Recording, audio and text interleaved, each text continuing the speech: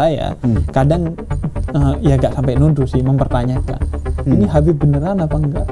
Nanti saya bawakan buku Robitoh saya, Anda habis Anda. Jadi Robitoh itu lembaga yang mengurusi nasab keturunan Nabi, dan saya sudah dilegalisir menjadi keturunan Jadi Nabi. kita pegang kayak paspornya Kayak gitu paspor ya. Ada silsilahnya tuh Ada lengkap. silsilahnya. Kita Sampai ke Nabi itu ada yang 37, ada yang 38.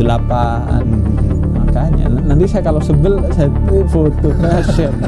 Tapi percuma, orang seperti itu nggak bisa diladeni. Kita share foto nasab kita, wah sombong. Sayyidina Ali bin Abi Thalib itu pernah berkata bahwa kamu nggak usah ngurusin orang yang membencimu. Pokoknya ikut apa yang telah menjadi kesepakatan para ulama. Termasuk kalau kemarin ada ribut-ribut soal catatan nasab saja, saya ingin sampaikan kepada semuanya di sini. Sudah sekian lama, bertahun-tahun, berpuluh tahun, as-sawadul adzam min ulama'ina meyakini bahwa para habaib ini memang memiliki silsilah yang sambung kepada Rasulullah SAW. Mari kita ikut saja, gak usah nyari catatan. Bukan keturunan Nabi bil qat'i, bahwa DNA mereka sudah terbukti bahwa DNA mereka ini DNA bukan DNA turunan Ibrahim. Tidak ada DNA-nya Imam Ali. DNA-nya Imam Ali sudah ketahuan bahwa DNA-nya itu kodenya sekian. Silahkan cari itu di media sosial, banyak di YouTube. Dr. Sugeng Sugiarto dari Badan Riset dan Inovasi Nasional sudah memberikan pencerahan pada kita, sudah menegaskan dengan qat'i bahwa dari hasil tes DNA para Ba'lawi yang ada di dunia ini, 180 orang mereka itu sudah tes DNA, tidak ada yang keturunan Nabi.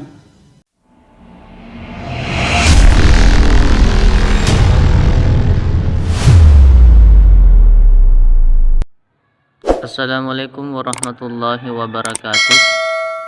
Di akhir ini di sosial media menjadi sorotan publik adalah nasab Ba'lawi di Indonesia.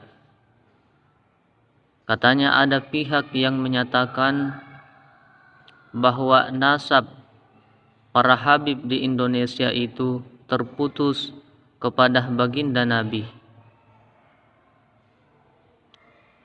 Hal ini membuat gelisah para ulama-ulama Nusantara,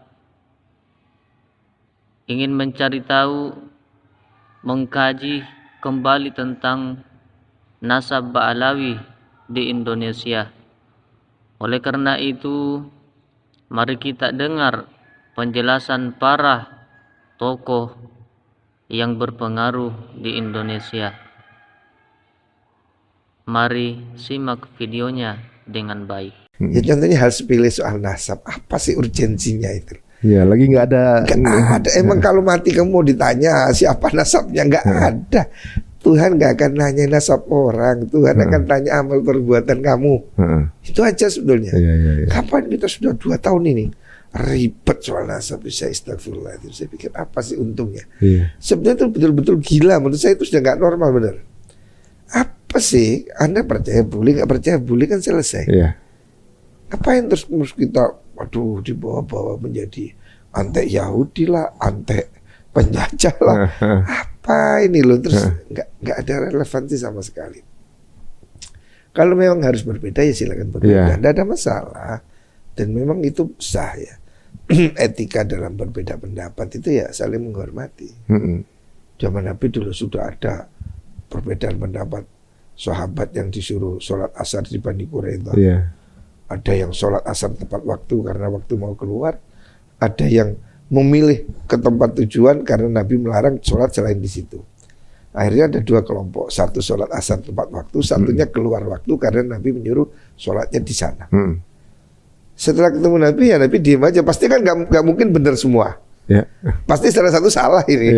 Tapi Nabi juga nggak marah, Nabi ya senyum aja, diam aja. Jawaban Nabi apa waktu itu? Nggak jawab Nabi ceritanya, Nabi diam. Padahal ini dua hal ini pasti bertentangan. Jadi Nabi bilang, jangan kamu sholat asar sebelum kamu sampai di Bani Quraidah. Di perjalanan sudah waktu asar. Ada yang mengatakan kita harus sholat asar, nanti di sana kita keluar waktu. Tapi yang bilang enggak, kita kan nggak boleh sholat selain di sana. Akhirnya terjadi dua kelompok. Ada yang sholat tepat waktu karena memang perintah sholat tepat waktu. Ada yang enggak, saya nggak akan di situ karena Nabi perintahnya di situ. Kan nggak mungkin dua-duanya benar, pasti salah satu salah ini. Ketika ketemu Nabi ya Nabi diam. Padahal ya nggak mungkin dua-duanya benar, mesti ya satu salah ini. Tapi dua-duanya niatnya benar tapi kan? Iya, yang satunya itu karena mengikuti perintah Nabi suruh sholat di sini. Yang satunya karena perintah Nabi sholat itu tepat waktu. Iya. Tapi kan yang benar yang mana ini? Kok masa benar semua? Ya itu Nabi tahu, tapi Nabi nggak menyalahkan ini, nggak menyalahkan yang ini. Tapi saling menghormati aja gitu kan? Iya, Nabi aja. Saya pikir kenapa sih kita nggak bisa begitu? Nabi aja bisa. Iya benar-benar. Artinya perbedaan kita ini kan nggak separah itu. Ini kan betul-betul loh, ini sampai keluar waktu sholat, ini sholat tepat waktu. Wah ini gimana ini? Tapi masing-masing punya alasan kan? Ya sudah. Nabi ketika selesai dilapori, Nabi diam aja, nggak nyalakan satu, nggak benarkan yang satu, ya sudah. Apa dulu ya quote namanya diksi Kiai waktu itu ke saya tuh, jangan memonopoli apa tuh? Kebenaran ya benar. Jangan memonopoli kebenaran itu diksi. Betul. Memang harus begitu. Jadi kita ini kalau Imam Syafi'i kan mengatakan begitu. Pendapat saya ini benar, mungkin salah. Ya kan? Pendapat orang lain saat ini menurut saya salah, tapi mungkin dia juga benar. Artinya tidak boleh saya pasti benar, dia pasti salah, nggak boleh. Ada legowonya juga. Harus ya. Makanya Imam Syafi'i mengatakan kalau suatu saat nanti ada hadis sahih yang bertentangan dengan pendapat saya, maka saya revisi pendapat saya hidup ataupun saya mati. Artinya beliau dengan gentle mengatakan bisa kalau memang nanti suatu saat ada kebenaran, dia pendapat saya salah, saya revisi, saya hidup atau mati. Oh, zaman sekarang nggak mau sulit untuk menerima. Sekarang ada yang bilang siapapun ulama sedunia berfatwa saya tolak. Lagi mana? Ente emang nabi? Mestinya kan ya saya begini, Anda begitu kan selesai. Iya. Gak terus kemudian saya pasti benar, Anda pasti salah. Itu masalahnya, harus ada kesediaan untuk berbagi kebenaran. Menurut saya ini benar, tapi ya mungkin Anda juga benar. Kan kalau saya pintar bukan berarti Anda bodoh. Benar. Wah, berarti memang harus banyak referensi untuk lebih menyikapi dengan lebih dewasa begitu kayaknya. Dan salah satu kuncinya itu ilmu, Mas. Kata Syed Muhammad Al-Maliki, kalau orang itu pintar, tandanya dia semakin sedikit nyalahkan orang. Iya. Karena dia tahu alasannya. Sesuatu itu kan menimbulkan aneh kalau nggak tahu alasannya. Kalau tahu alasannya kan ya sudah. Kenapa begini? Karena ini, ya sudah tahu. Sesuatu itu sulap sekalipun hebat sekali kita kagum. Kalau dikasih tahu triknya, oh ternyata begini, ya kan sudah. Jadi selesai. Oh iya gitu ya. Kok ini tangan kok bisa dipotong? Oh ternyata bengkok. Ya sudah. Berarti kan cuma karena belum tahu ini. Karena belum tahu. Saya juga teringat ungkapan salah satu ustadz yang bilang kalau kita hidupnya masih mengkoreksi ibadah orang lain, berarti kita belum dewasa katanya. Kalau kita mengkoreksi diri sendiri, nah itu lebih dewasa gitu. Betul memang. Mengkoreksi diri sendiri. Iya, jadi harusnya begitu. Dibutuhkan memang waktu atau juga mungkin banyak referensi kali dengan mengetahui banyak perbedaan yang justru persamaannya banyak sebenarnya. Lebih banyak persamaannya.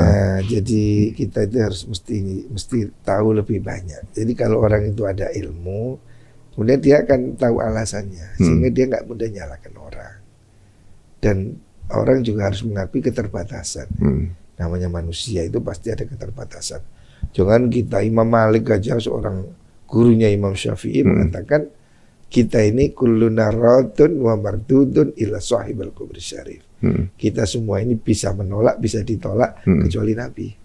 Hanya Nabi yang nggak boleh ditolak. Kalau yang namanya manusia, ya pastilah ada kekurangannya, ada kelemahannya. Makanya nggak boleh kita itu terus kemudian mengklaim kebenaran tunggal. Saya pasti benar, Anda pasti salah. Saya Muslim, Anda kafir, nggak boleh. Anda khairu minhum gitu ya. Nggak boleh, itu setan. Ya ini yang harus disadarkan, harus disadarkan. Jangan ada narasi kebencian. Ini yang sekarang kita sedih itu begitu mudah orang mengata-ngatai orang. Ini itu untuk apa sih? Gitu. Yeah. Dan banyak hal yang sekarang kita ini karena medsos, Mas. Ya. Ringan jempol. Gorengan medsos itu kan tinggal share gitu kan. Sehingga orang itu kemudian dimakan mentah-mentah. Seakan-akan kalau sudah ada di YouTube itu benar. Padahal sekarang siapapun kan bisa bikin konten. Iya, benar. Ya kan? Nah, jadi ini yang salah satu fitnah akhir zaman ini ya ini medsos ini.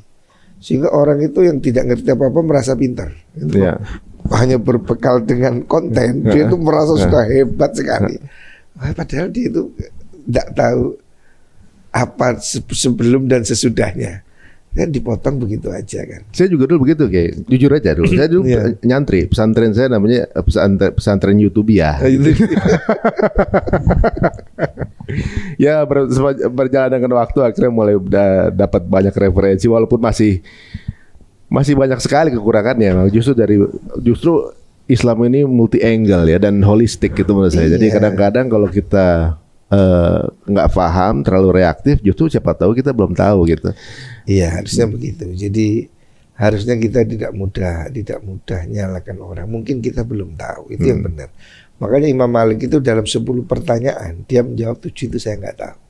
Jadi tanda orang berilmu itu jujur, maka saya tidak tahu.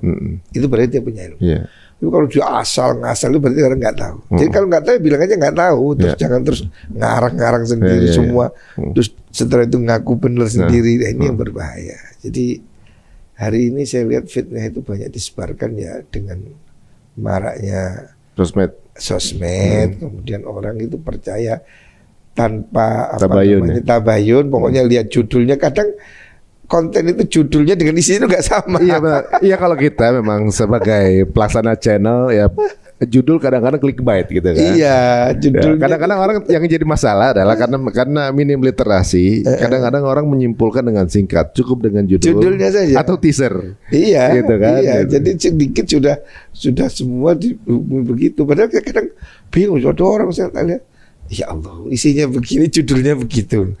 Makanya saya paling nggak suka ya orang nge-share di potongan-potongan yang itu kan berbahaya sekali. Karena ada konteksnya yang hilang gitu. Nah itu yang membuat kita gampang saling menuduh, terus kemudian judgment, dan juga memang kayaknya ada yang sengaja bekerja untuk itu. Jadi saya lihat itu beberapa grup ya. Satu orang itu selalu nge-share itu di grup ini orang itu aja. Jadi ada satu orang yang bekerjanya seperti itu. Jadi saya itu kan dimasukin beberapa grup, puluhan grup. Ada orang tertentu ini di sini.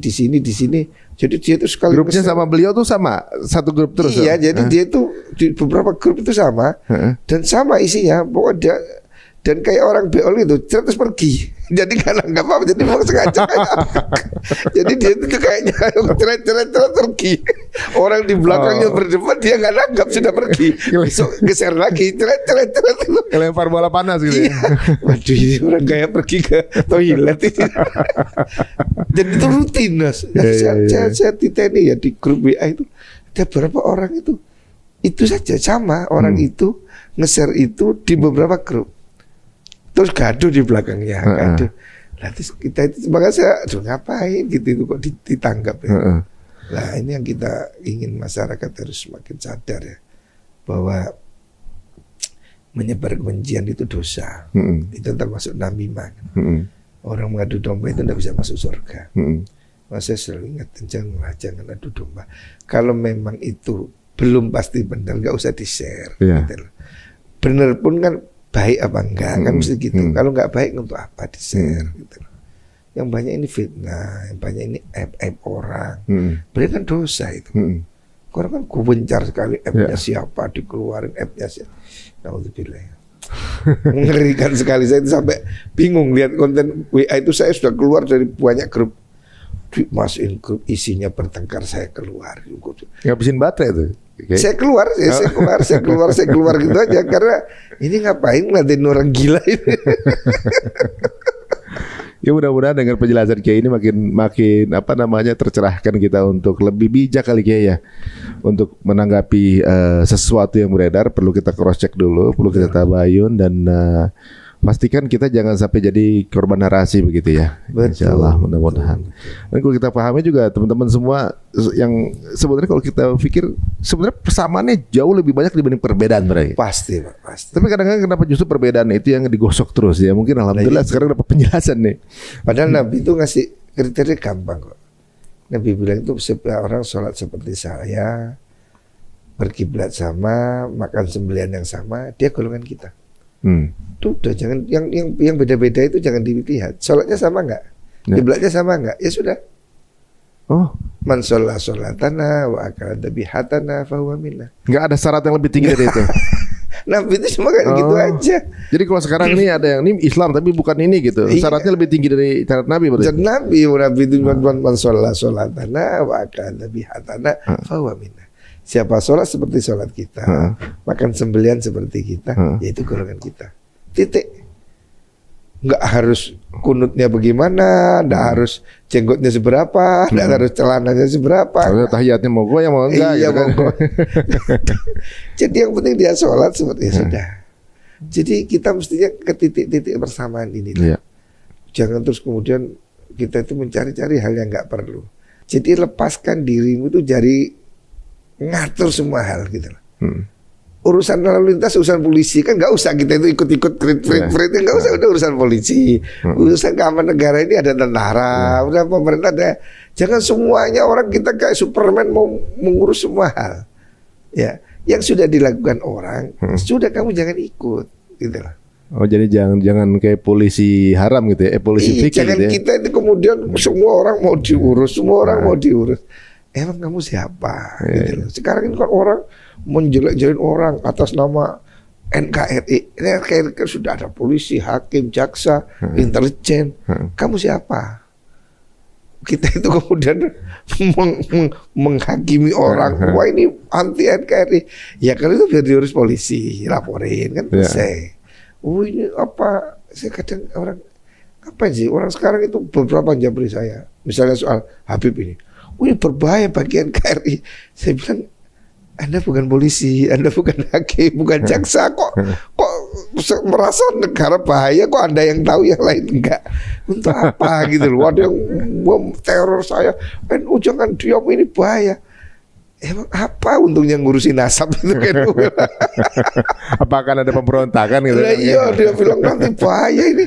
Aduh orang Arab ini nggak ada yang ngerampok negara, koruptor, berontak. Ini intinya orang dimakan berita-berita hoax, sehingga kemudian membenci orang lain, membenci etnis lain. Ya kita ini kan Indonesia ini kan sudah menyatu. Ada yang keturunan Arab, ada Belanda, ada Amerika, ada Cina. Kan nggak boleh anti Arab. Benar. Pasti. Kita sudah satu negara, sudah bersatu kita.